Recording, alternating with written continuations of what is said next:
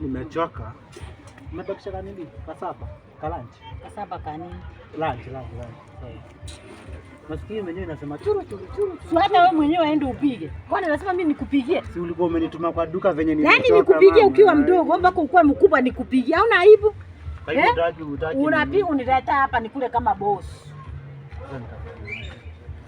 Anyway, sawa, umepika ama hujapika? Sijapika, upige. Sasa si unavaa. Hello. Yes. Mambo. Poa. Umeona hiyo message? Mbona ninakutumia message na una blue tick? Ni nani kwanza? Hii namba ni new, ni nani? So hujui namba yangu? Nakutumia message na blue tick. Nimeiona. Sasa wewe, sicha kwambia sikutaki, nini unashindwa kutuma message hapo? Sasa kwani kutuma message ni mbaya? Wewe nishakwambia sikutaki, unashinda ukituma message ya nini? Wewe naye kuenda bana. Wewe usinisumbue bana wewe. Mtu akikwambia hakutaki, jua hakutaki. Hata mimi sikutaki. Na wewe ni nini?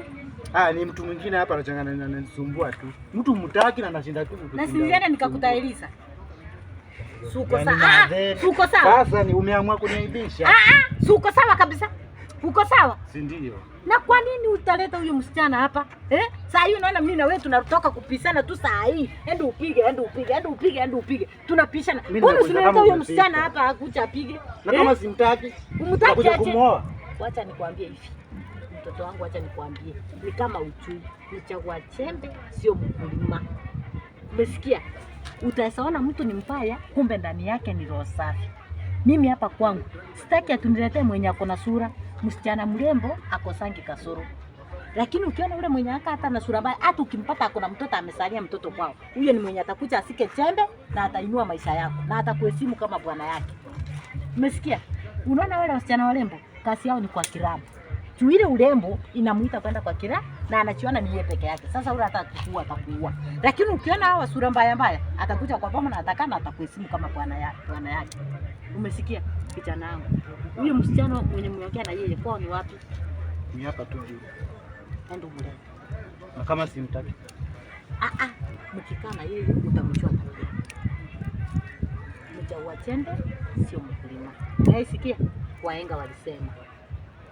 Anyway, wacha nitafikiria. Mtoto wangu. Nitafikiria. Ndio nitakupendia. Sawa. Ndio mleta hata gharama yote hata kama utapata kazi, nitasimamia mimi.